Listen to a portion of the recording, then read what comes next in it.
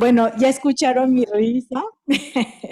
Buenos días a todos, a todas. Estoy muy contenta el día de hoy de estar en la Semana de Medio Oriente y Norte de África, formar parte también de esta organización y por supuesto estamos muy honrados de recibir a Mona Eltahawy, a quien presentaré rápidamente. Ella es creadora del sitio web Feminist Grant y es autora de Los 7 pecados necesarios para las mujeres y niñas, y también Pañuelos e Ímenes, y por qué Medio Oriente necesita una revolución sexual. El día de hoy ella nos estará hablando en inglés, su presentación será en inglés y nos hablará del papel del feminismo en un tiempo de autoritarismo, que además, bueno, pues es una conversación muy necesaria, es un diálogo muy importante y por supuesto le doy las gracias también al Instituto de Investigaciones Filológicas de la UNAM, por supuesto a Camila Pastor, a Shekufe Mohammadi, a Shadi Rohanna y a todos y todas, ¿dónde anda por ahí Fernanda? ¿No? A todos y todas quienes ayudaron a la organización de esta semana y bueno, pues comenzamos con el día martes, con esta gran conferencia. Mona, you are very welcome. Sabahul Khair. And we are very happy to have you here in this institute and of course in this week that is very important for us because it's a week of that we talk about Middle East and North of Africa. Then the floor is yours. Thank you so much.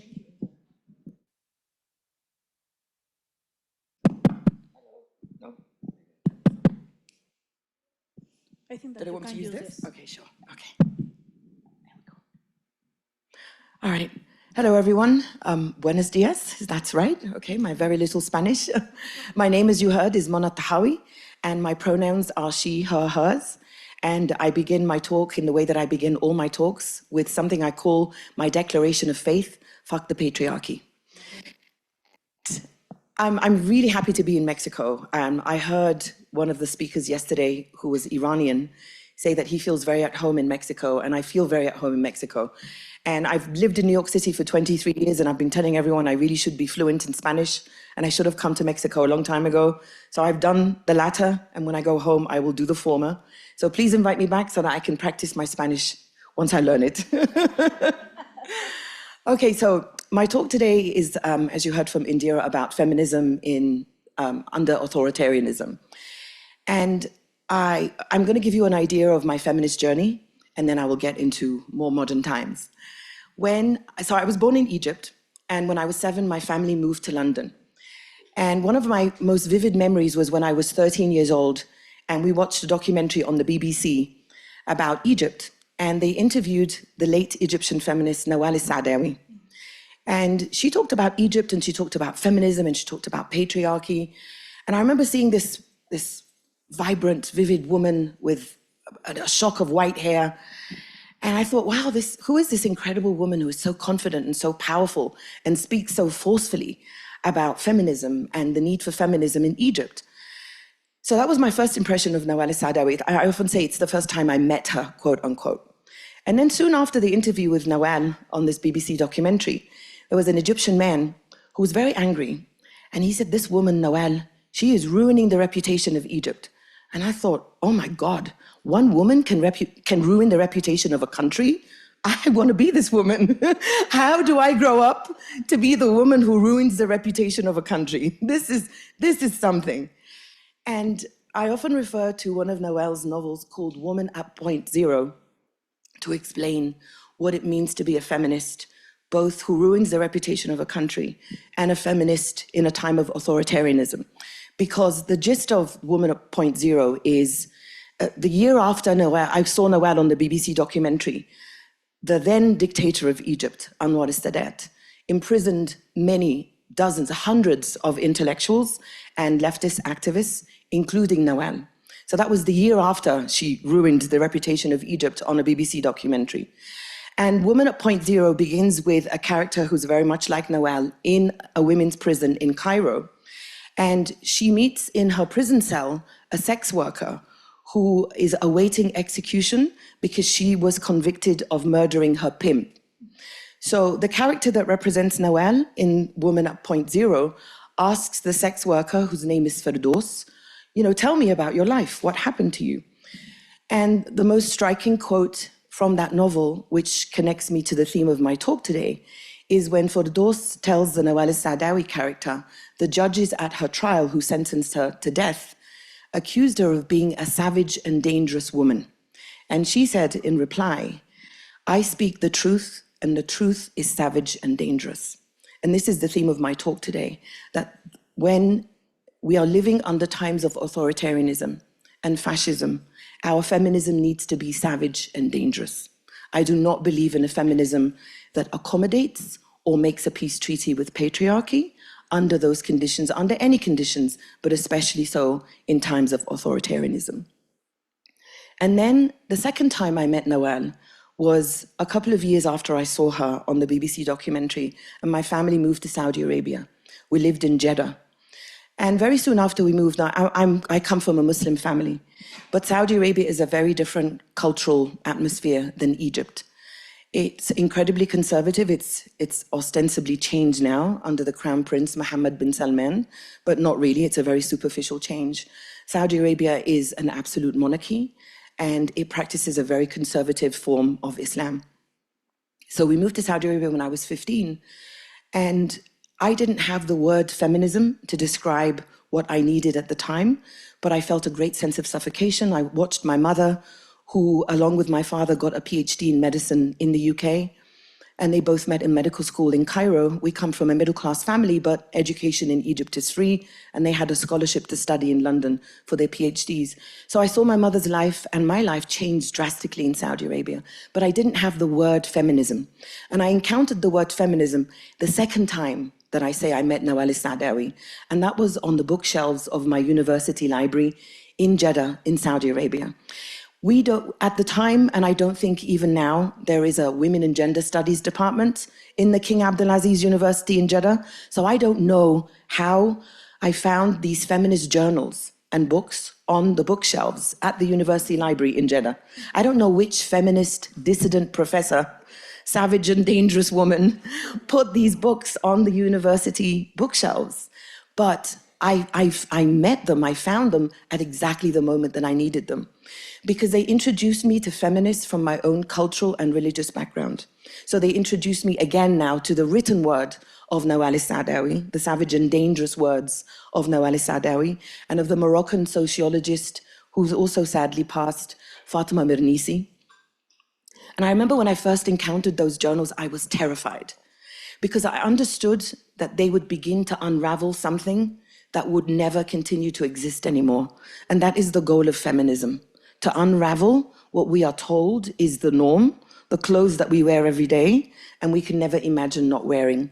And so I would pick up these journals, and I would read, and I would put them down, and I would literally run away. And I would keep coming back again and again, because they were exactly what I needed. And then the third time I met Nawal Saadawi was in Cairo, when I met her in real life, IRL, as social media says. And I don't remember what she said. I don't remember what I interviewed her about. But the one thing I do remember was something that she told me her grandmother had told her. And that is, religion is very simple. It is freedom, justice, and love. And at the time I was struggling mightily. I wore hijab at the time, and I was in a big struggle with hijab because I wanted to take it off. And there were so many pressures against me taking it off.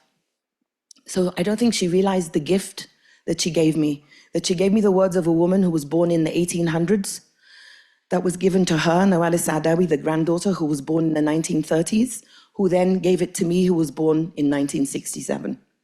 And soon after I interviewed Nawal Saadawi, she went into a self-imposed exile in the United States, because she was not only considered an enemy of the Egyptian regime, this is the Mubarak regime now, because Sadat had been assassinated, but she was also an enemy of the religious fundamentalists in Egypt. And this is the role of feminism in a time of authoritarianism. You don't just target misogyny, you target fascism, you target zealotry, and you target what the state and its allies among the zealots are doing to you. And so she went to the United States, and in the United States, what she did is exactly an example of the ways that feminism must travel with us and also begin to target all of those oppressions that together can make up patriarchy. So when she moved to the United States, she criticized, as she criticized in Egypt, capitalism. She criticized Christian fundamentalism, as she criticized Islamic fundamentalism in Egypt. And she criticizes the imperial powers and oppressions of the United States around the world, including the United States' support for Israel.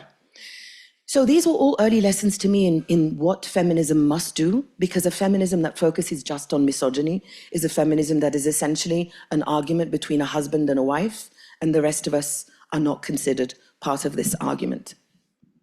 Fast forward many years later, when I published my book, Headscarves and Hymens, Why the Middle East Needs a Sexual Revolution, and I got a front row seat lesson in how what we now call white feminism, but I often use feminism of the dominant class, of the dominant group, because in so many countries, it's not white women who are practicing this feminism, it is women of the dominant group. But for the sake of the United States, it's white feminism.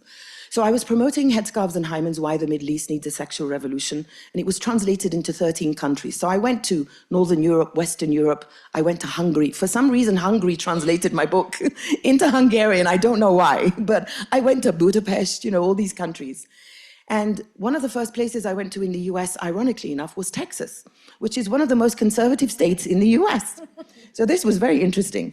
And my talk in Texas was co-sponsored by Planned Parenthood, which, you know, provides healthcare for women, including abortion care at the time, because we still had Roe v. Wade. So I give my talk, and it has been incredibly difficult to promote Headscarves and Hymens outside of the Middle East, where it has not been translated into Arabic because it's considered too much and too provocative. It's banned in 6 countries. So I've not been able to promote it in Egypt, my country of birth, but I know from students that it's taught at university and in high schools. So anyway, so here I am in Texas, in Dallas.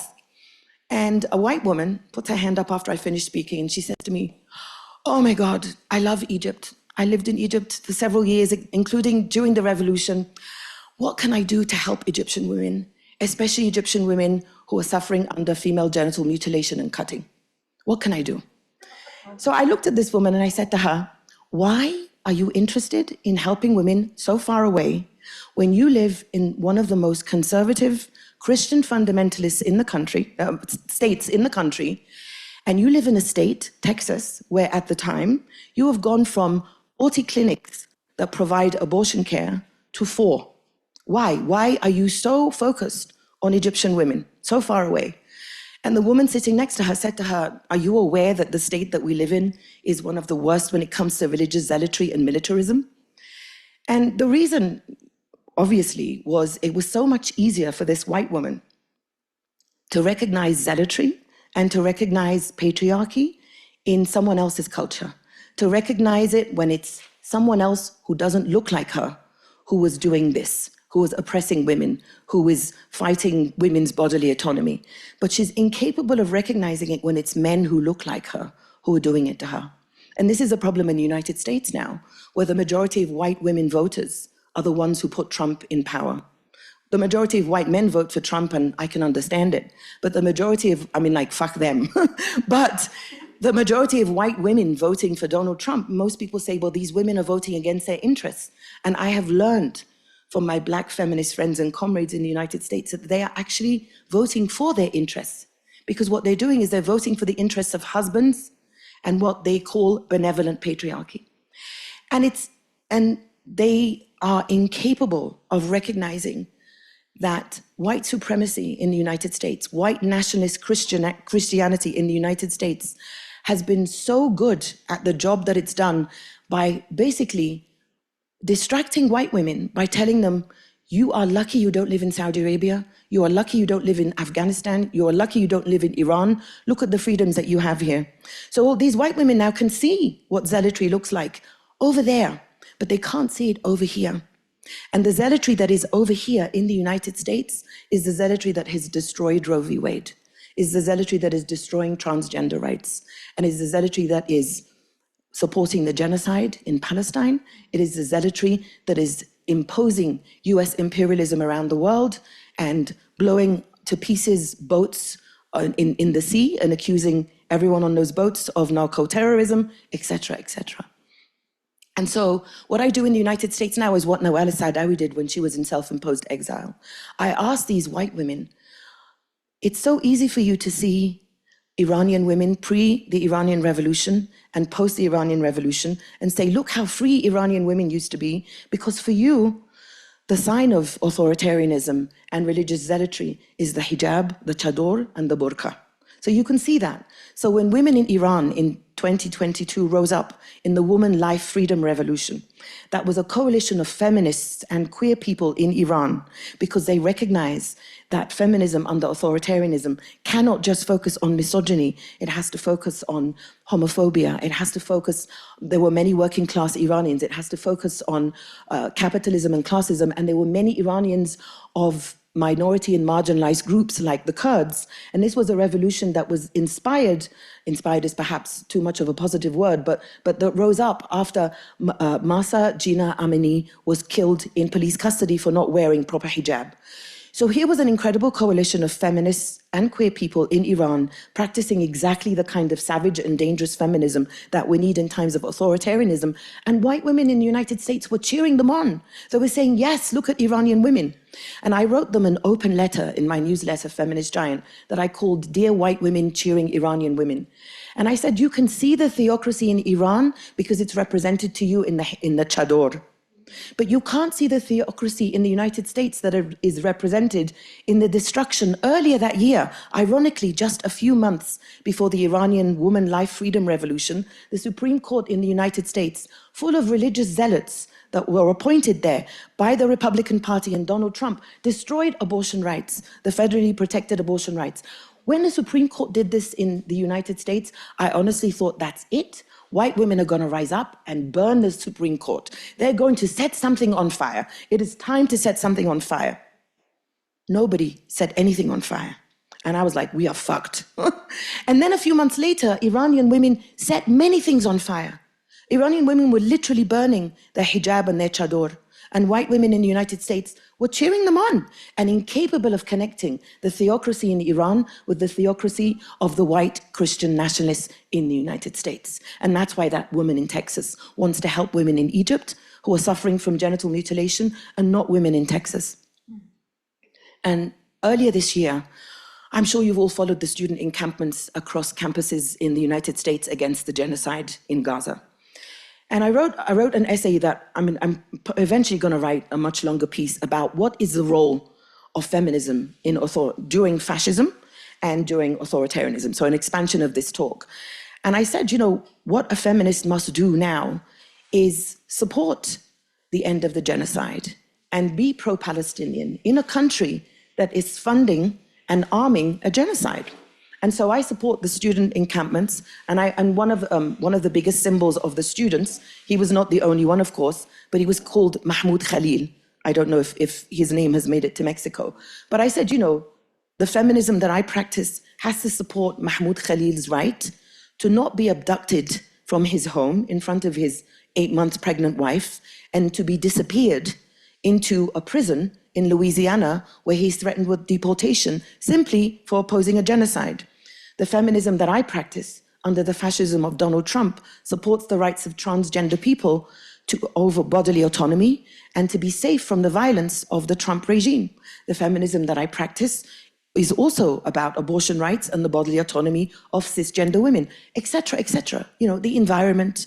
The feminism that I practice opposes the fascism that deported hundreds of Venezuelan men to the concentration camp, Bukele's concentration camp in El Salvador, and humiliated them and shaved their heads and treated them like terrorists, simply for being migrants and refugees and political asylum seekers from Venezuela in the United States.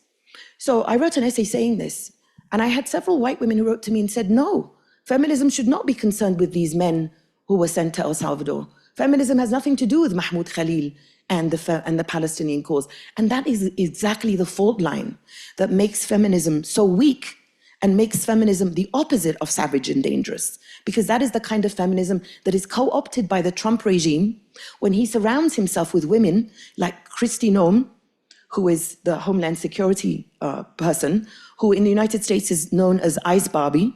And I've learned from my friend Ishtar that you know her here as Trump's buchona. Is that right? Mm-hmm. And Trump, ironically enough, and this is what happens when feminism is not a robust feminism that is savage and dangerous and that tackles all the oppressions, so patriarchy is a system of oppressions that privileges male dominance, but there are women who also are privileged by this system of oppressions. And when feminism doesn't target all those system of oppressions, what ends up happening is what Trump has done. Trump, ironically enough, has appointed the most number of women in his cabinet of any US president. His White House spokesperson is a woman that I call fascist Barbie with the crucifix. He has so many women. His Attorney General, Pam Bondi, who I call fascist Barbie with the dead eyes woman. So many white, skinny, blonde women, former beauty queens who present this very, very appealing image to the MAGA Christians, to this idea that white women have to reproduce because the white birth rate is declining, a very specific type of white woman. And so when feminism is just about misogyny, fascists and authoritarians like Trump will point to the women that they surround themselves with and say, I'm not misogynist. Half my cabinet are women. But when our feminism is savage and dangerous, and when our feminism targets more than just misogyny, and then we're accused of focusing too much on men. But what men am I focusing on? I'm focusing on the men who are not privileged by this system of oppressions called patriarchy, because some men are not privileged by this system of oppressions called patriarchy. And I often say the goal of my feminism is the destruction of patriarchy. It is not equality, it is liberation, and it's liberation for all. And the reason that my goal is not equality is because I do not want to be equal to someone who is not free, and many men are not free. Why should my goal be so low as to want to be equal to someone who is not free? A black man in a racist society is not free. A poor man in a capitalist society is not free. A Palestinian man in a Zionist society is not free. And a transgender person in a homophobic and transgender society is not free. So I don't want equality, I want liberation, which is a much bigger goal. And that's why we need savagery and danger of feminism. And then I encountered, when I was writing my second book, The 7 Necessary Sins for Women and Girls, a feminist from Uganda who beautifully and perfectly encompasses all the savagery and danger of the feminism that Mona Eltahawy told me when I was that 13-year-old girl in London watching her on the BBC documentary. And it's a woman she's an academic and a feminist scholar called Dr. Stella Nyanzi. And Uganda is under the authoritarianism of Yoweri Museveni, who was one of the longest in-office dictators of the world. And Stella, it was the last time they had a so-called election in Uganda. And Museveni had made election promises, among which included tackling period poverty in Uganda, because menstrual products in Uganda are not made in Uganda, they are imported, and they're very expensive. And many people in Uganda cannot afford menstrual products, and many girls can't go to school on their periods because they don't have menstrual products. And so what ends up happening is their families marry them off at a very young age, or the girls end up basically swapping sex in exchange for menstrual products. And so when the president made this promise to Ugandan girls and women to tackle period poverty, it was actually his wife, Janet, who was called Mama Janet, because of the paternalism. He's Papa and she's Mama. So he reneged on this promise, and he didn't provide period products or menstrual products. And so Stella took to attacking him on social media in a very profane way. And I'm a massive fan of profanity. One of the sins in my book is profanity. And that's why I begin with fuck the patriarchy. And what Stella is doing when she uses this profanity against the dictator of her country is she's following a tradition in Uganda that a scholar has called radical rudeness. And this radical rudeness began under anti-colonial activists in Uganda in the 1930s and 40s when they were trying to get rid of British occupation in Uganda. Because, you know, the British came with their Victorian Christian values where everything is polite and civil and decorum, and you cannot say this and you cannot do that because you have to be polite. But colonialism is not polite, and occupation is not civil. And we were told when Trump was first elected, you can't call him a racist, that's not polite. And you can't argue with these MAGA types who put Trump in office because we have to be civil and we have to be united. And I'm like, fuck that shit. There is no civility with these people. Trump is not polite. Racism is not polite. The MAGA people are not polite and are not civil towards me. And I refuse to be polite to someone who does not recognize my full humanity. And so these activists in Uganda in the 1940s, they began to employ deliberately profane and rude activism against the British colonizers and their local rulers, because the British would do divide and conquer, where they would use administrators from Uganda so they could be separate from the people. And that's what Stella does. And so she started attacking Museveni on social media in a very impolite and radically rude way. And because of her radical rudeness, she has been imprisoned twice by Museveni. And one of my favorite moments from Stella Nyanzi's history of radical rudeness was when the second time around she was put on trial for harassing the president online. This is one woman against one of the longest serving dictators in the world. She is considered so uncontrollable that when it was time to sentence her, they didn't take her to the court in front of the judge. They did her sentencing on closed circuit television. And so she stood there waiting to hear her sentence. And Stella is a woman with ample cleavage. So as the judge was sentencing her, she lifted her blouse and she jiggled her breasts up and down. And she said, fuck you, fuck you, fuck you, as she was being sentenced. It was incredible, incredible. And inside the women's prison where she was held, she was educating her fellow female prisoners on ways to be radically rude. And so the Museveni regime didn't know what to do, to keep her where she is inciting her fellow prisoners, or to release her where she's going to continue saying, fuck you, fuck you, fuck you. So sadly, eventually, and this is what happened to Noel Sadewi, myself, I can't go back to Egypt. Suddenly lives in exile in Germany under a program by PEN Germany. So I want you to just take in the magnitude of this incredible woman. One woman against one of the longest serving dictators in the world is considered so dangerous just by her language that she has to be sent to prison twice and then eventually exiled from the country. And what makes Stella's feminism so powerful is not just her refusal to be civil and to be polite in the face of the incivility and the savagery, really, of a regime like Museveni's, but it's also the ways that she brings in all these groups that I said feminism must also include. Because one of the biggest marches that she helped to co-organize in Uganda was the Women's March at the end of one of their Pride months. And she brought in sex workers and members of the LGBTQ community because she recognized this is what you do. You have to ally with all the groups that are marginalized by patriarchy, because patriarchy is a system of oppressions that privileges male dominance, and that system of oppressions includes, yes, misogyny, but so many other oppressions as well. And they are the oppressions that marginalize sex workers, and they are the oppressions that marginalize the LGBTQ community, and that's why we have to fight genocide with feminism. We have to fight transphobia with feminism. We have to fight capitalism with feminism. And we have to fight genocide with feminism. So Stella Nyanzi is one of those feminists who is a perfect embodiment of that. And then another group of feminists that I often talk about, who give us great examples of feminism during times of authoritarianism, are a Polish feminist organization, which in 2020, at the time, were fighting against an almost total ban on abortion. And they organized something called the Women's Strike. And this was against their right-wing government at the time. And every day they would organize protests against the government in Poland. And they would hold up these massive flags that said, fuck off. And that had a picture of the middle finger going like this. And their political party, the acronym was PIS, so like piss. So they held up placards saying, piss off.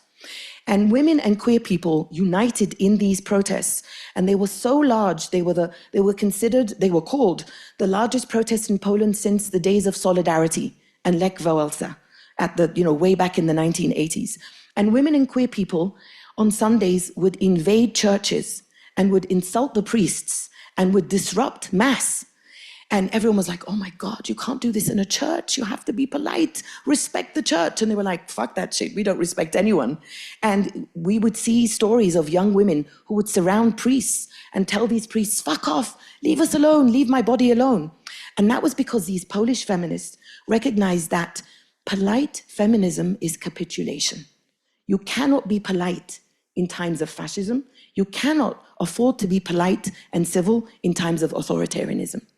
So there are so many striking examples, and I'm sure you have examples here, but I'm not going to give you examples of Latin American feminists who you already know.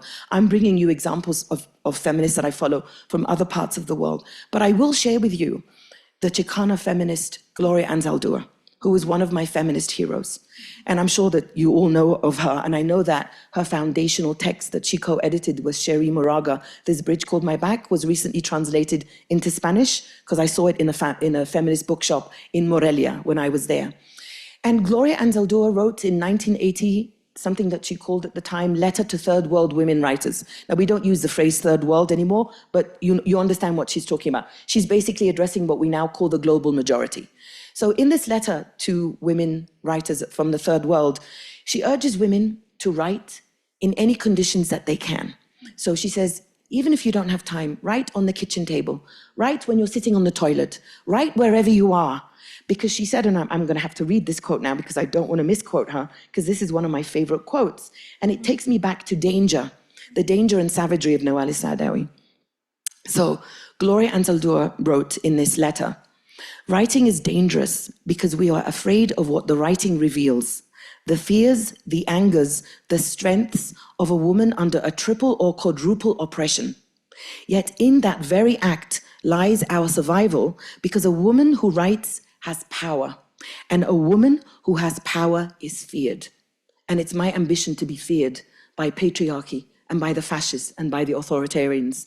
But hear what Gloria is saying here. Women under a triple and a quadruple oppression.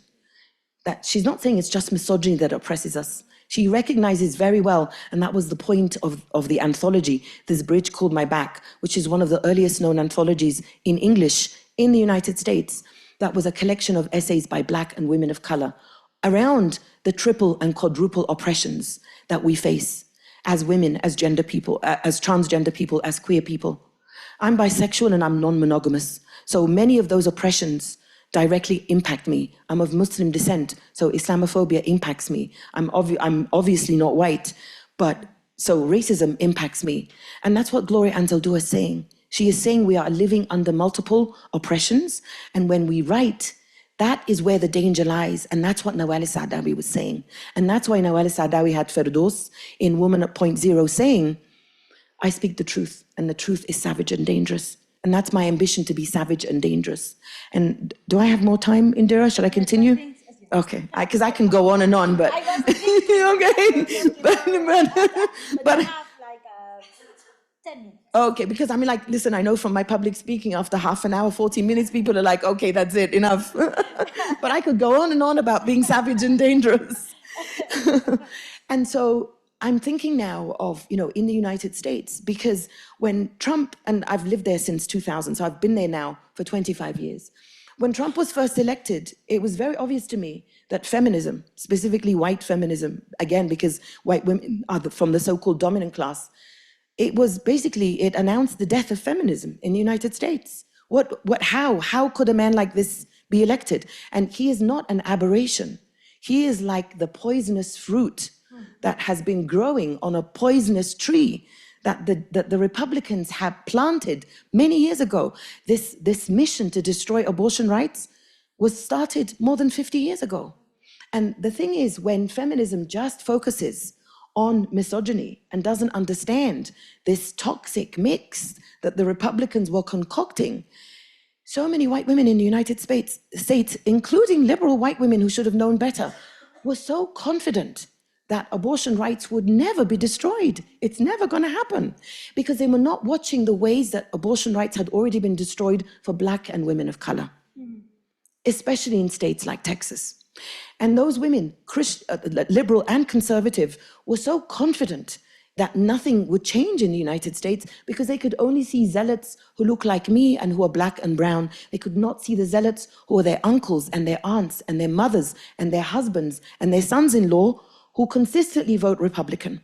The majority of white women voters in the United States, the majority of white women voters in the United States have voted Republican for the past 70 years, with the exception of one election.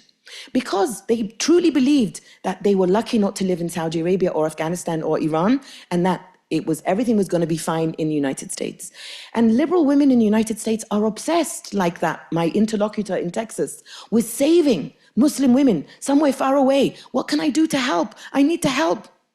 And conservative women in the United States are obsessed with making themselves different and superior to Muslim women. My sister-in-law is an OBGYN. She does obstetrics and gynecology in the state of Ohio, which is one of those swing states in the United States.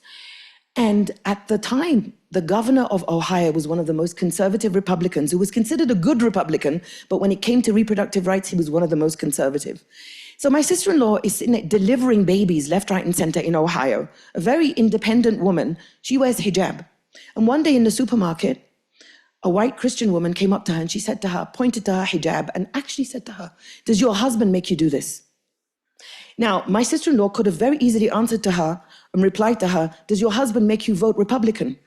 Because as we have learned now, this majority of white women, and this became an issue in the 2024 election, white women were posting videos on TikTok, assuring other white women that your husband does not need to know who you vote for. White women are genuinely scared that their husband will find out who they vote for. And they were posting Post-its in the toilets, especially in the South, telling white women, your husband does not need to know who you vote for. And there was actually a movement that helped specifically white women to understand how when you go into the voting booth, no one will know who you voted for. And when you go home, one woman actually said, so I just want to, and she spoke in a very Southern accent, which is why I know she's from the South somewhere. And she was like, I just want to tell my fellow ladies out there, I'm not going to pretend to do her accent, but I want to tell my fellow ladies out there, in the same way that you go shopping and your husband doesn't know how much you spent, you can go vote and your husband won't know who you voted for. So I've got these white Christian women going up to my sister-in-law asking her, did your husband make you do this? And they're terrified of their husbands and who they vote for.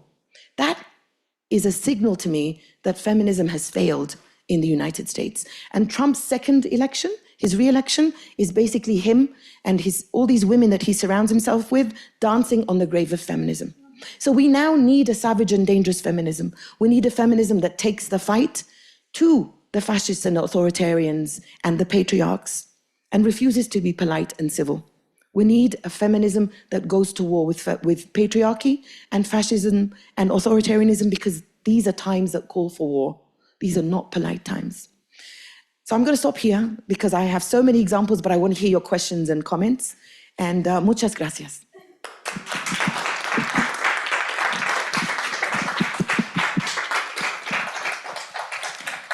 Mona, thank you so much. When you was talking, I was thinking at the same time, and let me tell you that in Mexico, we are not far from that.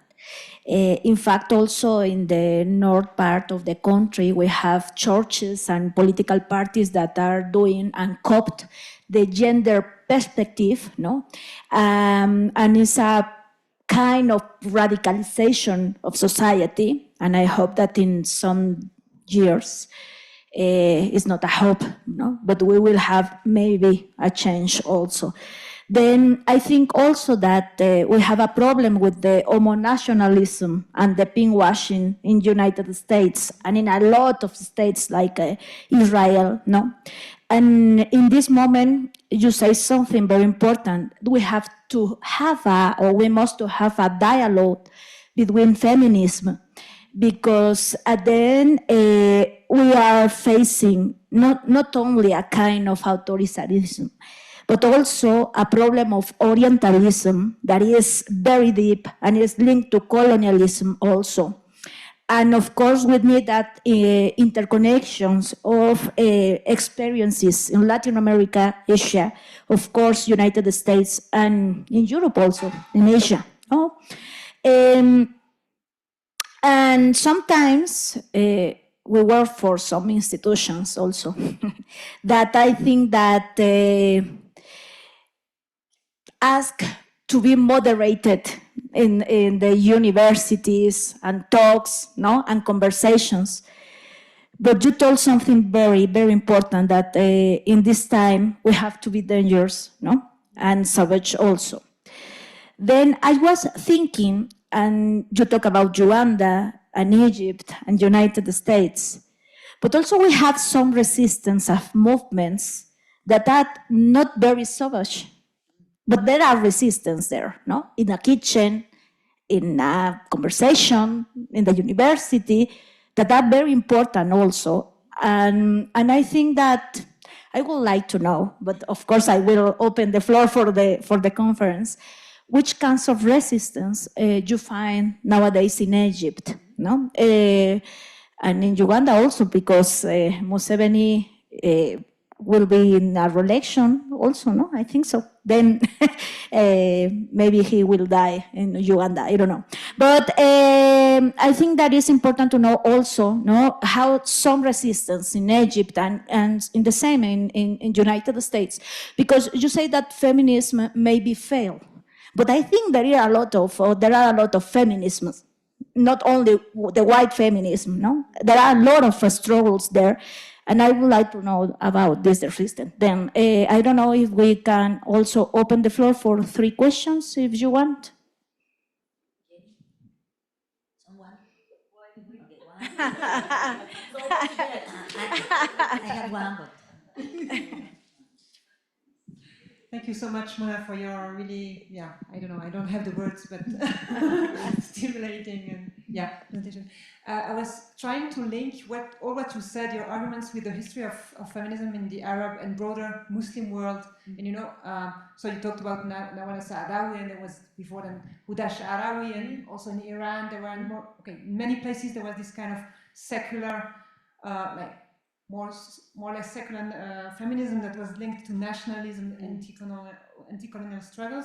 And then more recently there was this kind of so-called Islamic feminism that developed among religious Islamic women that argued that Islam was an egalitarian doctrine, etc. So they tried to reread the Quran and like Amina Wadud and Muslim converts, but also other people in Morocco, Morisi, and in Iran, etc. And there was this woman, I think she's also from Egypt, Margot Badran. That she was both an activist and a scholar, and I think she called for the a kind of joint struggle between these secular streams of feminism and Islamics. And so I was interested to know more about what you think about this kind of joint struggle. Does it make sense for you or not at all? Because it's maybe too polite. The Islamic feminism. Actually, can I answer both your questions before we go? Otherwise, I'll forget. Yeah. Okay. So I'll start with you, Indira. I moved back. Okay. I don't know who here knows, but in 2011, the Egyptian riot police in November assaulted me, broke my arm, sexually assaulted me. I was blindfolded, interrogated, etc., etc. I often fast forward over the story because I want to move on, but it was terrible, it was awful. And this was in 2011 when I was still living in New York, and I'd gone back to Egypt specifically for a protest in which they targeted me, and the regime gave them a photograph of me to find me. So this was deliberate. But I moved back to Egypt in 2013 as my way of saying, fuck you, you didn't scare me, this is my country, I'm coming back. And I moved back so that I could start writing my book, Headscarves and Hymens, in Egypt. And when I would talk to my fellow revolutionaries in Egypt about feminism and how I'm writing this book about women in the revolution and feminism, I would often hear from the men who were revolutionaries. Mona, this is not the time for feminism. We have political prisoners. We need to fix the education system. We need to fix the weather. God knows what they wanted to fix. But because somehow women were this niche project that had to wait. And we risked our lives. They're telling someone who was assaulted deliberately by the regime, this is not the time to talk about feminism. It was incredible to me. But what it taught me, and this is by way of introducing the kind of resistance that you're talking about, is that for men, the only form of oppression they recognize is the oppression from the state. Because they would say to me, Mona, no one is free in Egypt. Women, no, who is free? Men are not free in Egypt. And I said, yeah, I know. But here's the thing. The state oppresses men, right? But the state and the street and the home together oppress women. And so I'm working on a political theory. I'm not a theorist, but I'm like, fuck this shit. I'm gonna create a theory. And I call it my trifecta of patriarchy. Because men understand very well, and this is men around the world, the Black Panthers were like this, revolutionaries around the world are like this. They only recognize the oppression of the state, and so the revolution for them fails or succeeds according to how much freedom men get from the state. But they don't recognize that they are collaborators with the state when it comes to how they oppress us in what I call the street, which is the public space and work, and in the home.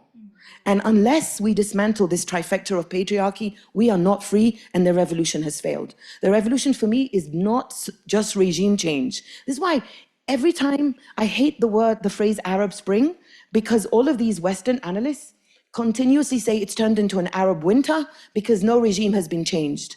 But they don't see the other changes, because the only change they recognize is the regime change, because they only see the state. And they don't see the other points of the trifecta, the street and the home. And I can tell you that the Egyptian revolution is succeeding because of the resistance in the street and in the home. We have failed when it comes to the state. So these male revolutionaries who were telling me this is not the time for feminism, Mona, can A, go fuck themselves, and B, understand that it's feminism, that it will liberate them. Because in the street, so many feminist groups rose up during the Tahrir protests and others to actively fight against street sexual harassment and street sexual assault, which was breaking out during the revolution and after the revolution. Women in Egypt began to expose predators at universities and in workplaces in unprecedented ways. This was all because of actually preceded the revolution, because what preceded the revolution was there were many women activists who exposed the Mubarak regime's use of sexual violence through the police against the female activists. And that was considered an okay kind of sexual violence to talk about, because it's from the regime. The more dangerous sexual violence is to say, I went with my boyfriend to a club, and then I went home with him, and then he brought 3 of his friends and they gang raped me. Because to expose that kind of sexual violence is to open yourself up to accusations of being a whore, and you deserved it. And we were hearing Egyptian women exposing exactly this kind of thing, what is known as date rape and other forms of sexual violence. And then when it comes to the home, and I always say the home is the hardest revolution because all dictators go home. In the home, so when I moved back to Cairo and I spent 4 years there, I would go and spend 2 days of every week with my parents, and I would begin a gossip session, I called it. So I tell them, so tell me. So my mom is one of 11 and my dad is one of 8. So I was like, okay, let's open the cupboard of gossip. What happened this week, you know? And they would tell me what's happening with our very large extended family. The number of my aunts who have filed for divorce since the revolution is incredible and unprecedented. The number of my cousins who female cousins, who just said, you know what, I'm moving to Germany by themselves, you know, in unprecedented ways. The number of accounts on social media that contain overt discussions of sex and sexuality and queerness, unprecedented. In Lebanon, there's a group called Mauj, M-A-U-J, and that means wave. And what they're doing is they are teaching people online about sex, sexuality, desire, and pleasure. And they have created what they call the Arab world's first sex toy. And I call the sex toys that they have, they can mail them to you anywhere in the Arab world in very discreet packaging so that no one knows that you're buying a sex toy. I call these sex toys the sexual equivalent of a Molotov cocktail. Because in the so-called political revolution, you throw Molotov cocktails against the barricades of the police. I consider this sex toy a Molotov cocktail to be thrown at patriarchy's policing of our pleasure and desire. And there are so many. I've written an essay called The Sexual Revolutionaries of the Arab World, in which I talk about Mauj. I talk about a young Egyptian, they use she, they, but they're called dancing queer Arab. and they live in exile in the UK, but they fundraise for LGBTQ people in Southwest Asia, the Middle East, and North Africa. And what they do is they talk about being openly queer, and they wear a belly dancing costume and they paint a beard on their face. They're actually an engineer, but they do these dances, these very queer dances, to collect money. These are all forms of resistance that have come up since the revolution. And this is the resistance of the street, or against the oppression of the street and against the oppression of the home. And if we don't recognize these forms of resistance, some of which may be considered polite and not so savage and dangerous, what we're doing is we are undermining and diminishing the power of the revolution in the street and the power of the revolution in the home. Because all analysts and theorists want to do is focus on the revolution against the state and regime change. So let's talk about regime change in the street and regime change in the home, because they are happening. And there are so many other examples. Palestinian women started a movement called Tali'at, which means they, female, who rise. And they started it after a young Palestinian woman was murdered by her brothers and brother-in-law for posting a picture of herself on Facebook. This is many years before the genocide. This is in 2019, not that long ago, but before the genocide, the October 2023 genocide. There have been many genocides. But after she was murdered by her brothers and brother-in-law for posting a picture of herself and her fiancé on Facebook, they beat her to death. And Palestinian women in Palestine, in Ramallah, and other parts of the West Bank, and in Jordan, and in Beirut, rose up and held up signs saying there is no liberation without women's liberation. That is also a form of resistance that recognizes that, yes, focus on the Zionist state and focus on its occupations and genocide, but also focus on the revolution within, in the street and in the home. So there are many, many examples, and I hope I've given you some, that encompass what you are asking. And Iris, thank you for asking that question, because I've encountered both. So in 2005, I was one of the 100 Muslims in New York City who prayed behind Amina Wadud when she held the first Friday prayer led by a woman imam. There were 50 women and 50 men, and I was one of 2 women who did not wear hijab, and I prayed on my period.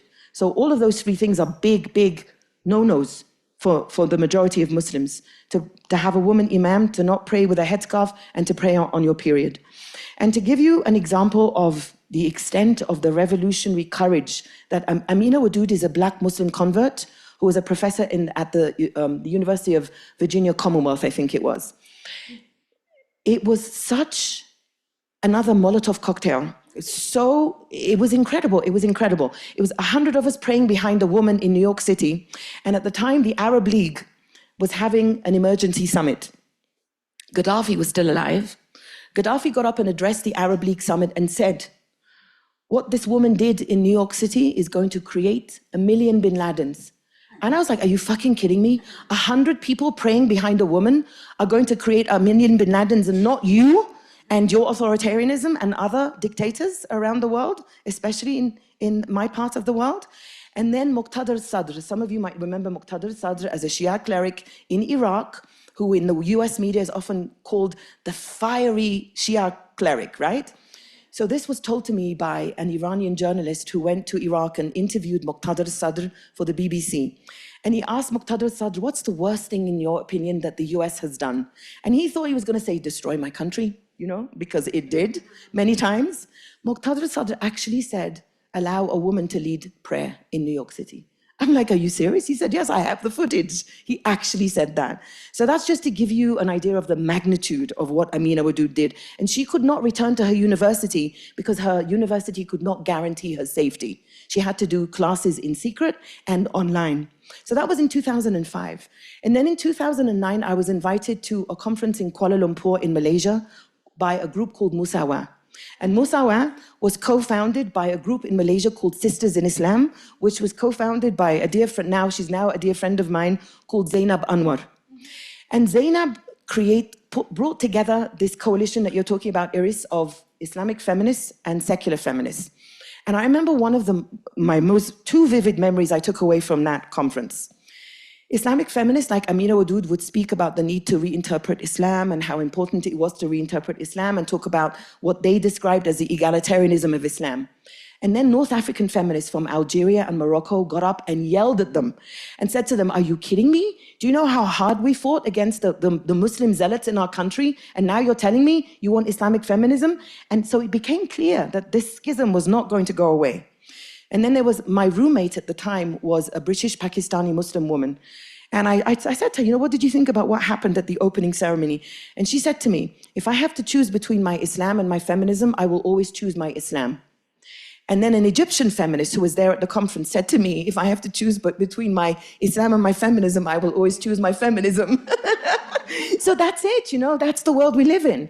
I do not describe myself as an Islamic feminist because there's a book and I can't remember who wrote it, but I have a copy of it at home somewhere, and it's called, I think, The Edges of Islamic Feminism, or Towards the Edge of Islamic Feminism. And I think the scholar who wrote that book, who is herself Muslim, she writes, you know, very movingly about how Islamic feminism can only take us so far, because you will get to an edge and most religions are patriarchal. What are you going to do when you get to that edge?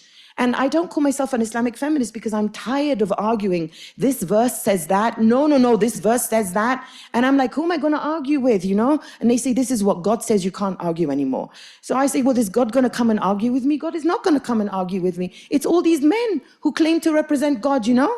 So I'm not an Islamic feminist. I'm a feminist of Muslim descent, but I do not base my feminism on any religious practice because it's going to go much further than what many of... Now, I appreciate what the Islamic feminists are doing, because when we had Amina Wadud's prayer, we co-organized it. I was a member of something called the Progressive Muslim Union of North America. And we created this group in the United States in 2003. So it was 2 or 3 years after 9/11. And we created this group at a time when no one was saying, I'm a progressive Muslim. People were saying, what the hell is a progressive Muslim? There's only a Muslim. There's no adjectives. And for our manifesto, number 1 was anyone who's Muslim is a Muslim. Anyone who says they're a Muslim is a Muslim, no litmus test, you know? So we co-organized the prayer with Amina Wadud. And we had people write to us and say, show me the jurisprudence that says that a woman can lead prayer. And then some people said, I don't need the jurisprudence, I'm going to do it because I believe that we have to have this.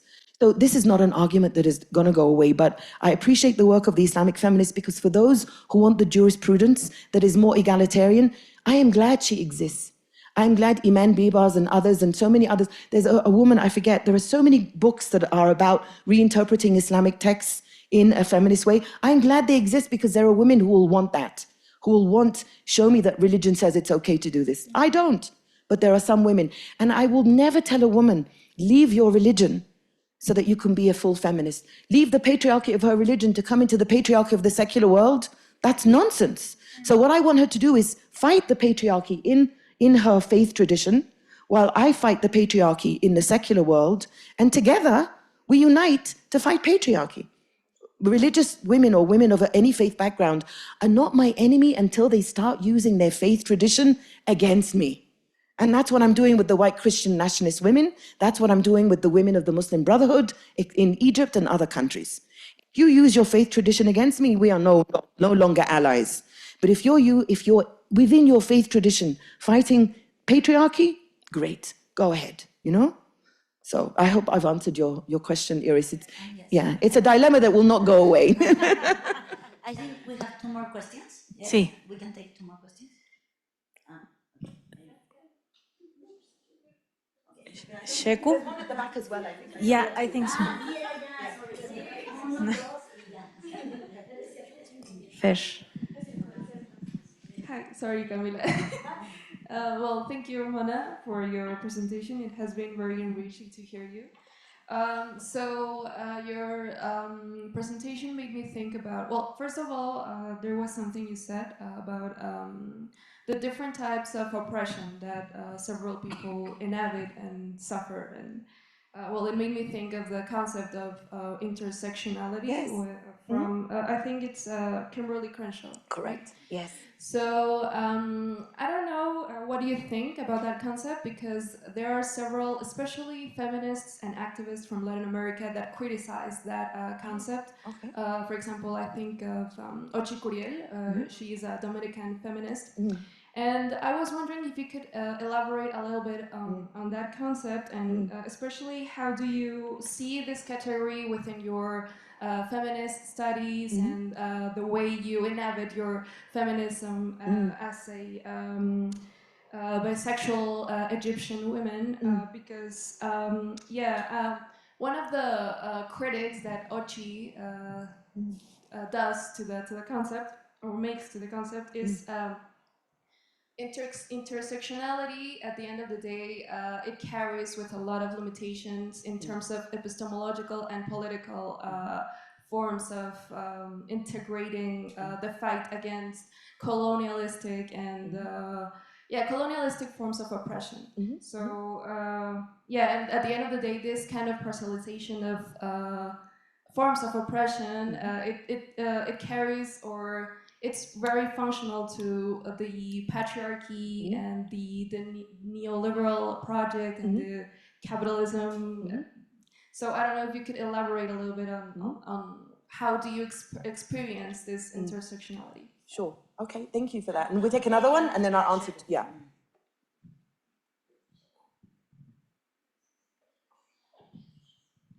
So first of all, Mona, thank you very much for your talk. It's so refreshing to listen to you talk in this way about feminism. We have been listening to a lot of nonsense all these years, so it is really nice and to see how confident you are when you talk about the relation between feminism and how it should, let's say, the other types of oppression. I think this is very intelligent. This is very important to take into account. And I was going to just make a small comment on women life freedom that you mentioned. It was also so beautiful to listen to you as an Egyptian woman talking about women all around the world and not about Egyptians. That was also beautiful. I wanted to say that in women life freedom movement also there has been a discussion after it finished in 2023, let's say, and mostly from people who live outside Iran. They have been saying, okay, this movement doesn't exist anymore. It was defeated, and it was also conquered by other, let's say, discourses. So there are people who this doesn't exist anymore.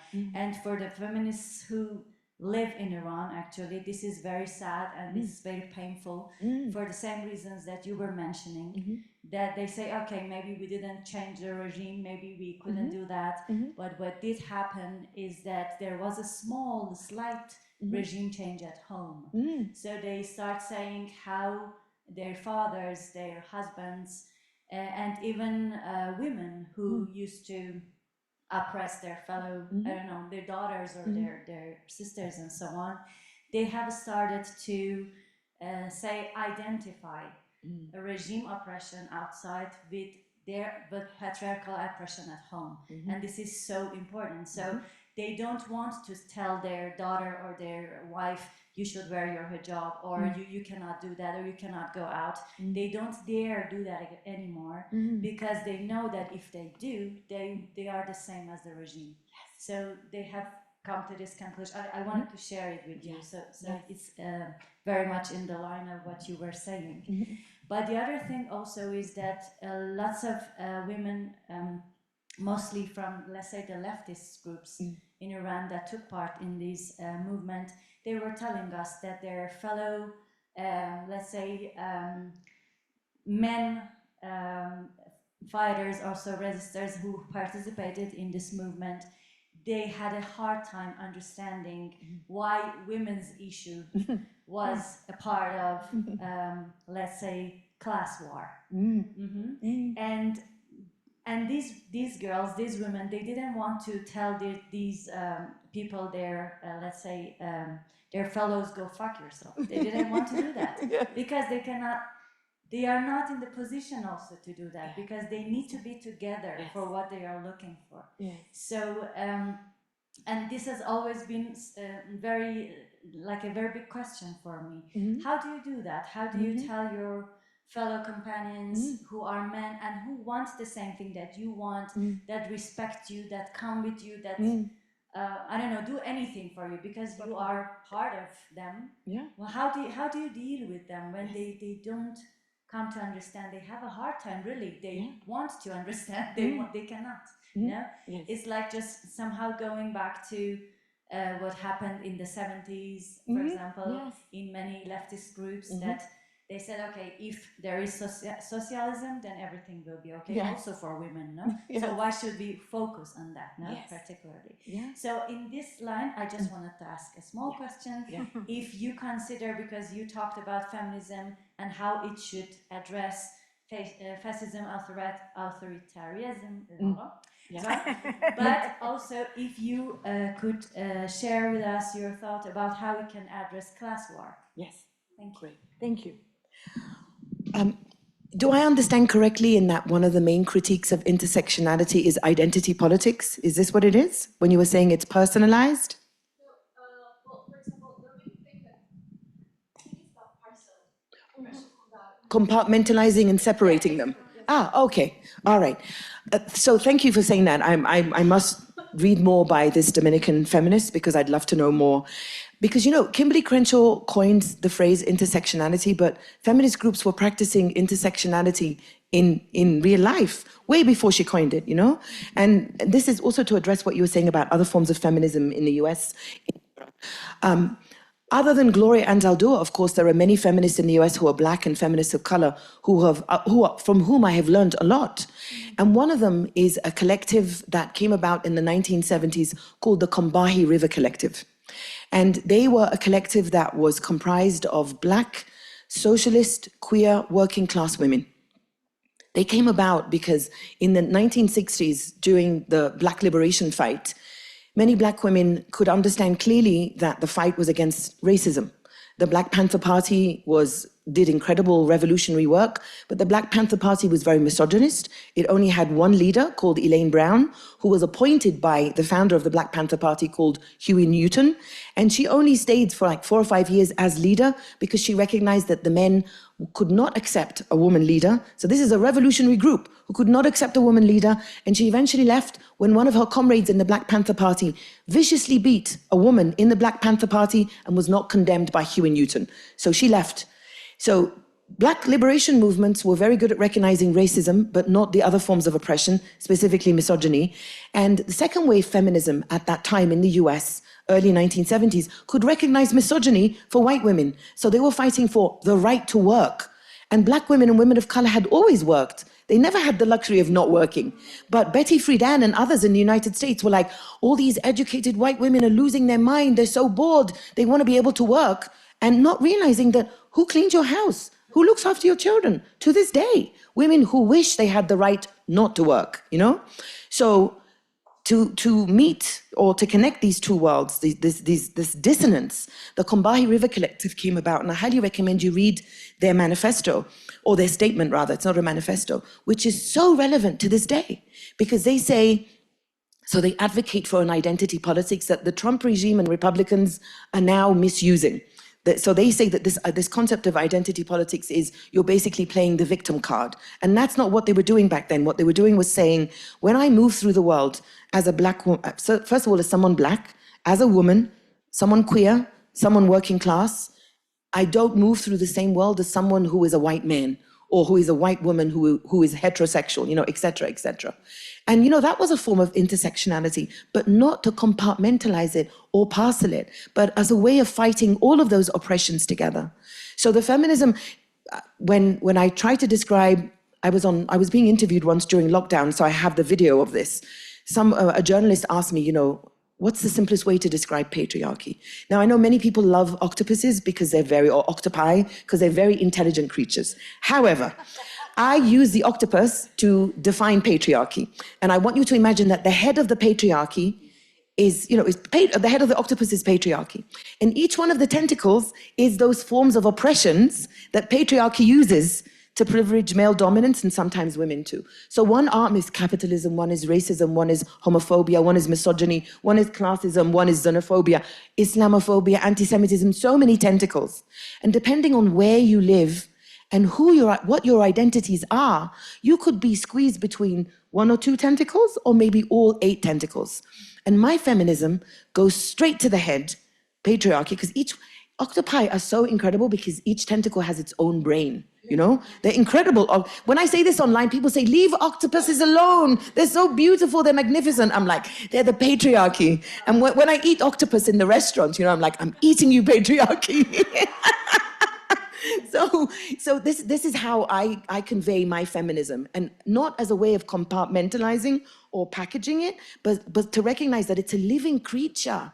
It's the air we breathe, and those tentacles are constantly squeezing you, but depending on your identity politics, you will be squeezed by 2 or maybe all 8. So I hope that gives you an idea of my position, yeah? And I will look into, I'm going to take the name of the Dominican feminist from you so I can learn more from her. Thank you so much. Iran. See, the Women Life Freedom Revolution was a perfect example of how we cannot use regime change as the only factor to determine the success or a failure of a revolution. And interestingly enough, when I wrote 3 essays about the revolution, maybe 2, I can't remember now, the number of Iranian women who wrote to me and said, your book, Headscarves and Hymens, Why the Middle East Needs a Sexual Revolution, might have been about the Arab world, but it perfectly applies to Iran. And some of them asked if they could translate my essays. I wrote one essay specifically. It was about, do you remember that picture of the schoolgirls who were sticking their middle finger up to the picture of the Ayatollah? And so headscarf in one hand and middle finger in the other. So I wrote an essay called When Girls Erupt. Because, so I asked, do you think this schoolgirl who has risked her life to do this in school is going to go home and accept the patriarch at home after she just stuck her middle finger up to the patriarch of the state? Of course not. So I talked, and I mentioned my fellow Egyptian revolutionaries who would say, it's not the time for feminism, Mona, you know, we're all oppressed. So of course we're all oppressed. And these male comrades, some of them, you know, are dear friends of mine. And yes, we do have to work together, but they don't, this is why I had to come up with the trifecta of patriarchy, because they have to understand that they collaborate. And what revolutionary likes the word collaborator, you know? They collaborate with the state through their oppression in the street and in the home. And so I had Iranian women, one Iranian woman asked to translate my essay into Farsi so she could give it to her male relatives. Because she told me my male relatives love this revolution, but the revolution for them begins and ends with what can we do against the regime? And that's, what can you do against the regime? And then what happens about the other regimes, the street and the home? And so they use this essay so that they could convey to them this idea of the trifecta of patriarchy. So we need to keep explaining to men. And perhaps one of the most useful ways is to explain to men how unfree they are, not just from the state. They're not free from capitalism. They're not free if they are queer from homophobia. I would hear stories of gay Egyptians in prison, imprisoned by the regime after the revolution, who had to suffer homophobia shoulder to shoulder with fellow revolutionaries who were imprisoned with them. They both fought the same regime. And yet in the prison cell, the heterosexual male revolutionary is homophobic. And there's a queer man right next to him who risked his life in the same way as the heterosexual revolutionary. So I think what we need to do is to start helping those cisgender, heterosexual, able-bodied men, you know, all of these identities, to recognize that there are areas of their identities that are not privileged by patriarchy, and that they have to help us dismantle the trifecta of patriarchy, because it's when and if they bring about regime change, there will be so many other things, including class. But class is not the only oppression. You know, there is class, there is racism, there is misogyny, and they think that they are free of it. But misogyny will also affect them, because who wants to be called the dictator in the home? Do you want to be, again, the collaborator in the home, you know, who enacts the diktats of the regime and fascism, you know? So I think I'm frustrated sometimes because I don't mean you at all, but I often get questions, you know, what can we do about the men? And I'm like, I haven't even finished with the women and you want me to talk about the men, you know? But I'll tell you one really positive example from Egypt that I like to share, which shows me that younger men especially are are getting it. I got in 2014, and it was just before I published my second book, but I'd moved back to Egypt and I was working on that second book. I got an email from a 19-year-old Egyptian engineering student in a town northeast of Egypt called Zaazig. And it's a very conservative town where the Muslim Brotherhood had a stronghold. And he wrote to me and said, Mona, we are organizing a TEDx. You know what TEDx is? The TEDx, the local TED things. And he said to me, we're organizing a TEDx and my community needs a feminist like you to shake us. So will you come? I was like, wow, a 19-year-old Egyptian man. I mean, this man has absorbed the revolution fully, So I went to Zaazig. And 10 minutes before I gave my talk, he said, I want to tell you something, but I don't want it to affect what you say at all. I said, sure, what is it? He said, in order to have this TEDx and any conference on campus, we have to give the name of every speaker to the police, to the Interior Ministry. And they have to approve. And the police said yes to everyone except Mona Eltahawy. She cannot speak. And these kids, I mean, I can call them kids because I'm 58 now, These students, I'll call them students. I don't want to diminish them. These students insisted. They kept going back to the police and said, we want Mona, we want Mona, we want Mona, until finally the police relented. But they told this 19-year-old who organized the TEDx and invited me, they said to him, okay, Mona Eltahawy will speak, but you have to remember we know where you live. So they're actively threatening this 19-year-old. I'm going to go back to Cairo. When I was assaulted, #FreeMona was trending around the world in 15 minutes. The Guardian and Al Jazeera reported on what happened to me. The State Department tweeted back at me and said, we're looking for you. This is a 19-year-old in a very conservative town, and the police said to him, we know where you live. And he said to me, don't change anything in what you're saying. I'm sharing this story with you to let you know how much we wanted you here. And it moved me deeply, and I didn't change anything. And then after I spoke, and the gist of my talk was, I do not use the word terrorism, with one exception, and that is intimate partner violence and the violence of cisgender men against women and queer people.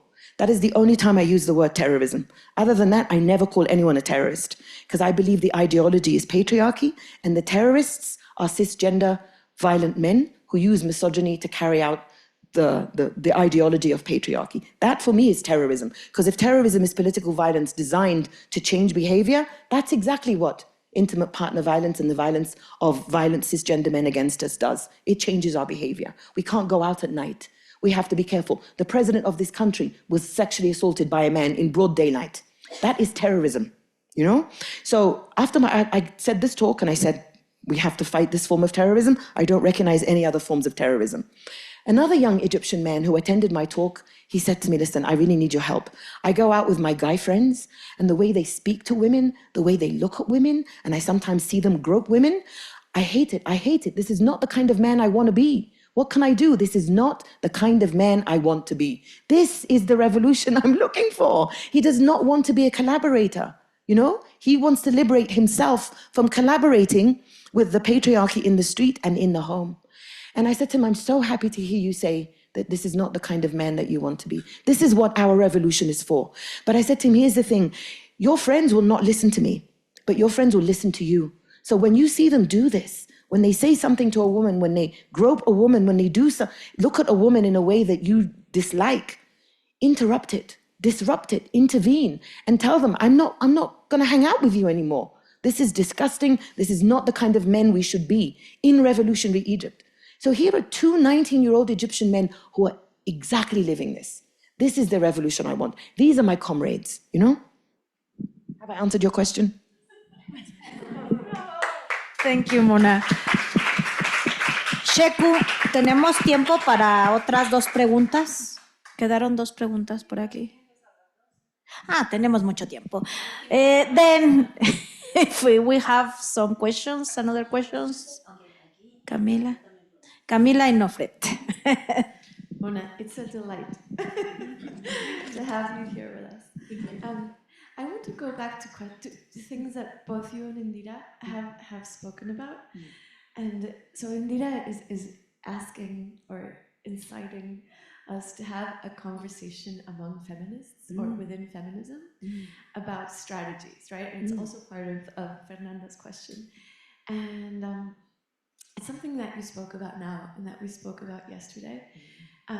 Because from Latin America and from Mexico very specifically, there has been a new generation of women politicized through questions of violence, right? Specifically feminicide. And many of the theorists who are, recognized globally as important voices of Latin American feminism, and I'm thinking of Rita Segato specifically and her structures of violence work, fundamental structures of violence, have focused on violence. And many of our young novelists, for example, in Mexico, Fernanda Melchor, Dalia de la Cerda, are producing incredible new literature that speaks the violence, right, of women's experience.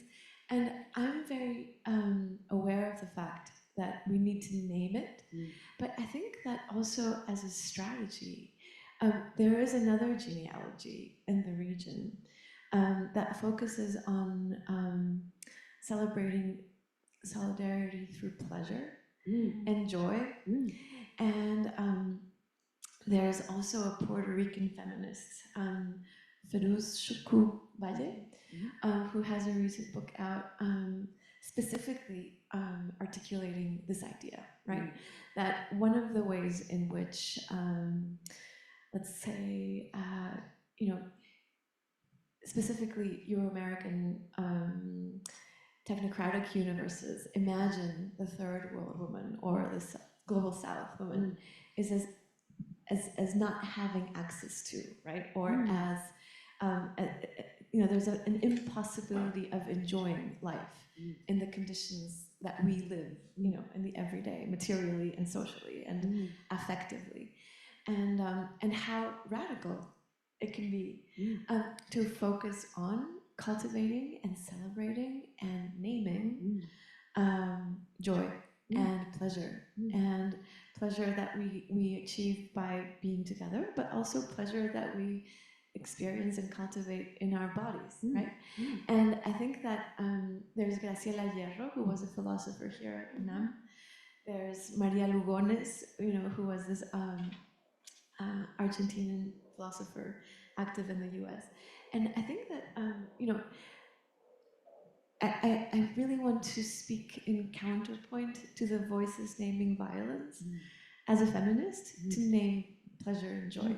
And I think that that there are many ways that we can find contrapunctual forms of, and multivocal forms of feminism that are able to name these different histories, but also different strategies. No,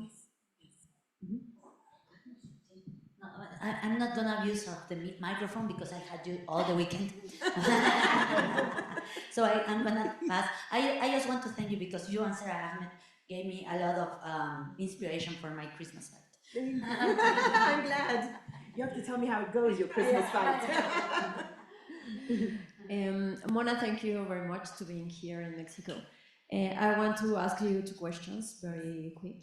The first one is that if you have a view or if you have tracked many similarities of this savage feminism that you are talking about here in Latin America and between Middle East.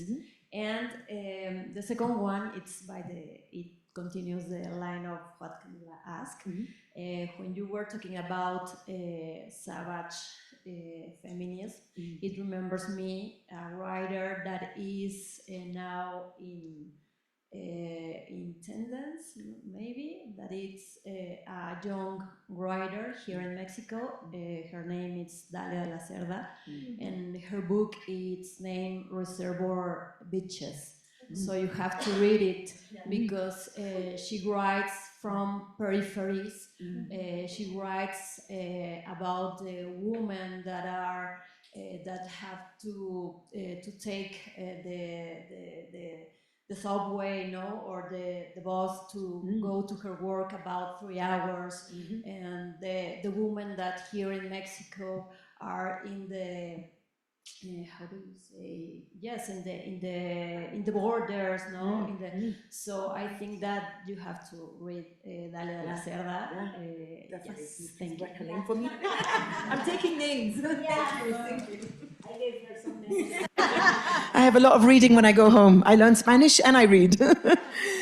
Camila, thank you for your question. So in hearing you like put together the poles, kind of the two poles of violence and pleasure, I want to talk a bit about my second book, The 7 Necessary Sins for Women and Girls, because the sins are, and these are sins in order of importance and difficulty.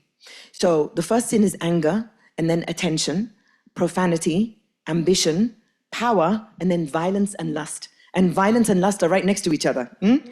And the one on violence isn't just documenting and cataloging all the awful things that happen to us. We know. No, this is rather, so when I initially wrote my manuscript, I began the chapter on violence. It is time to start killing men. How many men let's start with 10 men and then men, and see when we'll wake up and say, okay, it's time to negotiate. And my editor, she wrote to me and she said, Mona, if you want this book to be published, you cannot start a chapter with it is time to start killing men. So I had to make it questions. And so is it time to start killing men? How many men must we kill? How many men must we kill before patriarchy says it's time to negotiate? How many rapists must we kill before men stop raping us, So my chapter instead was taking that challenge to violent patriarchy and to say, you recognize when women use violence in the name of the state, when you recruit women for the military, Israeli women in the military, Indian women in the military, US women in the military. So women are allowed to be violent, but in the name of patriarchy. Sometimes allowed, depending on, if you use the word terrorist or not, which, as I said, I don't. Women are allowed to use violence and to take up guns in liberation movements against colonizers and occupiers, right? Often after those revolutions and anti-colonial movements are finished, women are supposed to go back to the kitchen. Like, of occupation. I don't know what's happening here. Oh, should I take that? Okay. My feminism is like, I can't take it anymore. It's the patriarchy, it's dying. What's that? Poor microphone. I am. This is patriarchy, it's the octopus.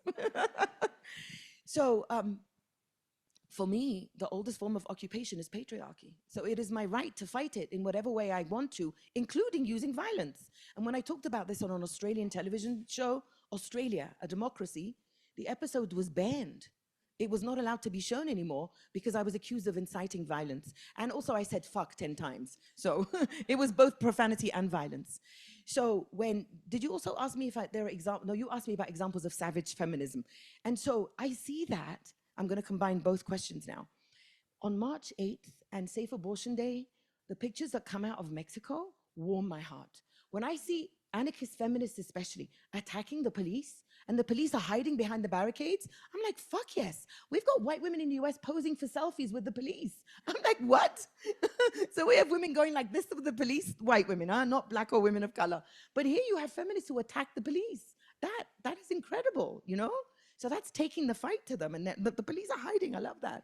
So I'm an advocate of both violence and lust because they're the last two sins, and they're the most difficult. Violence and then lust. So I believe in violence. I once beat up a man in a club, and I began a hashtag about that I beat my assaulter. And it was a really interesting moment when I did that. So I was in a dance club. I was 50 years old in Montreal, and I mentioned that because I had just started a hashtag Mosque Me Too on social media because I heard a young Muslim woman had been sexually assaulted in Mecca while she was performing Umrah, which is a minor form of pilgrimage, but I'm just explaining to everyone. And I was sexually assaulted twice at the age of 15 when my family went on Hajj, which is the main pilgrimage. And at the time I froze and I burst into tears, and I was 15, and I didn't think anyone would believe me. So when this was in 2018, when she shared her experience, I was like, oh my God, here we go. And I wrote about it in Headscarves and Hymen. So I started hashtag Mosque Me Too to continue Tarana Burke's work on Me Too and to open a door for Muslim women to share their experiences of sexual violence in sacred places. And Muslim women from around the world, it went viral. #MosqueMeToo. And then to relax and just to like forget, I was being accused of being too ugly to be assaulted, as if being sexually assaulted is a compliment. Muslim men were writing to me saying, you're a liar. You're just trying to make Muslim men look bad. And I was like, actually, it's the men who sexually assaulted me who made men look bad, you know? And on. So I was like, okay, let's go. My beloved and I went dancing. So I'm now 50 years old. 15, I was full hijab. 50 years old, I'm in a tank top and jeans, dancing in a club in Montreal. And this asshole groped me. So I found him. And I pulled on his shirt from behind. He fell. And I sat on him and I punched and I punched. And I was like, don't you ever fucking touch a woman like that again. I punched and I punched. Finally, he stood up and he looked at me because he wanted to see, who is this woman who just beat the fuck out of me? And I smacked him so hard, I almost broke my hand on his jaw and he ran away. But this is why I'm telling you this story. The club manager came up to me afterwards and said, what happened? And I said, you know, this guy groped me and I beat him up. And he looked at my partner and he said, why didn't you let your husband take care of it? And I almost beat the manager up because I'm like, are you fucking kidding me? So I said to him, first of all, he's not my husband. And second of all, this is my body. I take care of it, you know? But that gives you an idea of patriarchy and violence. So it socializes men to think it's okay to be violent against our bodies and socializes the men who own our bodies to now defend our honor and our bodies. And we're just supposed to be in the middle, you know, just this battlefield that they fight each other over. So violence for me is very important, and it is very important that as a form of self-defense, and sometimes more than just self-defense. And when I posted that on social media, #IBeatMyAssaulter, and it went viral, and many women shared their stories, there is a legal scholar in the US called Mary Ann Franks. And she wrote to me and she said, I've just published an article in a law journal that is exactly about what you did tonight, about something she calls optimal violence. And she believes that the way society is structured right now is not optimal because men carry out unjustified violence against us as women, and we are supposed to just take it. And in the US right now, the fastest growing prison population is among Black and women of color. More women are being imprisoned than men at a higher rate, and most of those women have been subjected to violence. And they're imprisoned as a reaction. I know this is a problem here in Mexico too. And she said, she writes in her article that in an optimal world, women would practice more justified violence against men's unjustified violence. And she says that this is important because when men are walking down the street, a man sees another man, he thinks twice before beating him up because he thinks, you know what, he might be able to fight back. But they don't think that with women. But if we start practicing more justified violence against their unjustified violence, they will think back. That man I beat up is going to remember that woman who beat him up. And maybe next time won't grope someone, you know? And she said, will there be some men who will be unjustifiably caught in the middle of this? Perhaps, but that's the price of social change, you know? So I'm a big fan of violence. If you can, if you're in a dangerous situation and you can't survive beating up a man, don't beat him up, you know? Don't beat him up in some dark alley where it's just you and him. So I want to keep talking about violence, but I'm also a massive fan of lust and joy and desire and pleasure, which is why lust is at the end, and it's the most important, and it's the hardest. And I include in that chapter examples from around the world. So from Nigeria, where I've been to several books and arts. There's a book and art festival in Nigeria called Ake, and I've spoken there 5 or 6 times. And so many queer people would come to that festival as a safe space. Is the patriarchy. It's sabotaging me, I'm telling you. Thank you. And they come and they want to talk about pleasure and joy as queer people in a country that criminalizes their lived experience, you know. And there I mentioned a South African began a social media campaign about I own my pussy and I own my joy and I own my desire. And I talk about all of these examples from around the world about the revolutionary concept of joy and desire and pleasure in our body, because they are important. Because one of the various ways that the patriarchy control our body, whether it's female genital mutilation in the US, or putting white women's wombs in the service of white supremacy in, female genital mutilation in Egypt, or putting white women's wombs in the service of white patriarchy in the US, neither of them recognize our pleasure and neither of those respect our pleasure. And so pleasure and desire in those times is a form of resistance. And it's not a kind of like bourgeois, selfish form of resistance. It's really important that we use as a way to fight back. And when people ask me, what is the sexual revolution? I say to them, it's really simple and very complex. The sexual revolution is I own my body, which sounds deceptively simple. But I own my body means the state does not own my body, the church does not own my body, the mosque does not own my body, my family does not own my body. What does that mean? What does that mean when I own my body? And then you get into the territory of what do I want versus what I was socialized into believing I want. Because it's very easy to say no, and it's very easy to say I don't want. It's much harder to say yes, and I do want, which is why I oppose the 4B movement. In Korea, I will not oppose it in Korea, because in Korea they have their own specific national... Does everybody here know what the 4B movement is?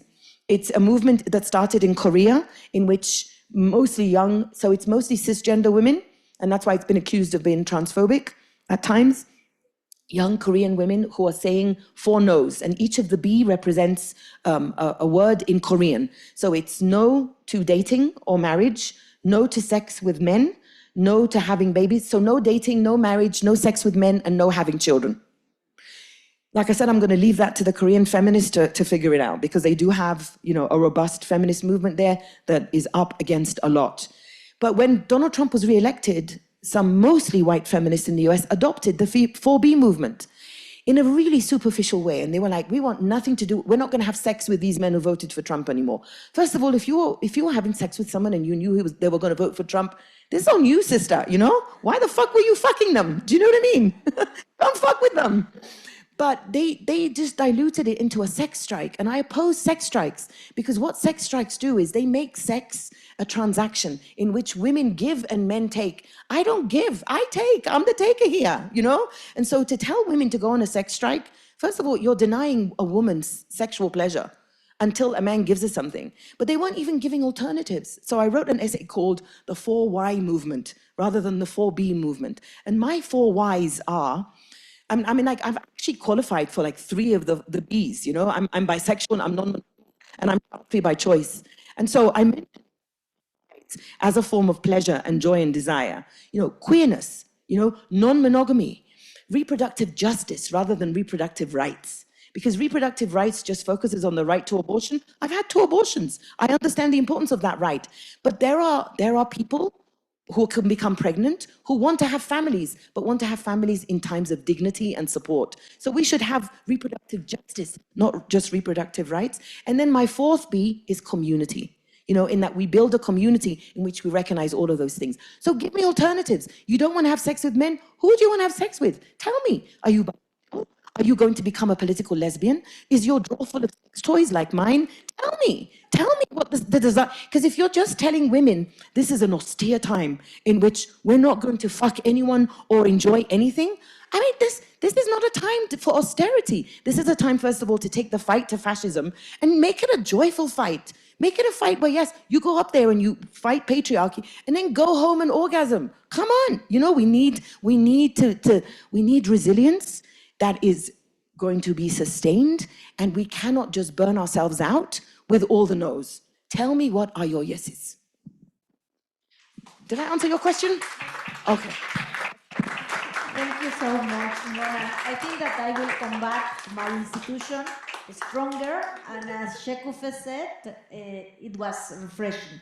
Then I was smiling at the beginning of the conversation, because Shekufe told us that if you want to stay for eating, no, there will be food, Iranian food also, and also an announcement. There are some books on the table that you can buy if you want to see it or them. You can buy it.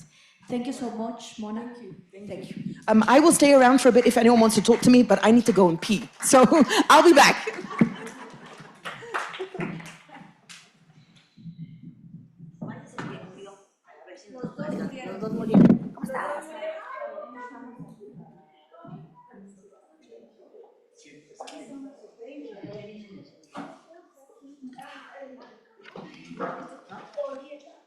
Ah, bueno, sí.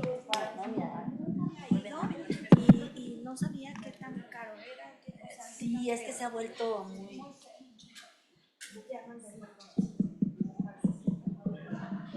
Bueno, sí, este está bueno. Hola, ¿cómo estás? Voy a ver que esto la vas a entrevistar entonces ahorita con... Sí, me dices dónde. Sí, te llevo. Hola. Ahora sí saludo a todo el mundo. Voy a ver que estos los... Y ahorita te llevo a la... No,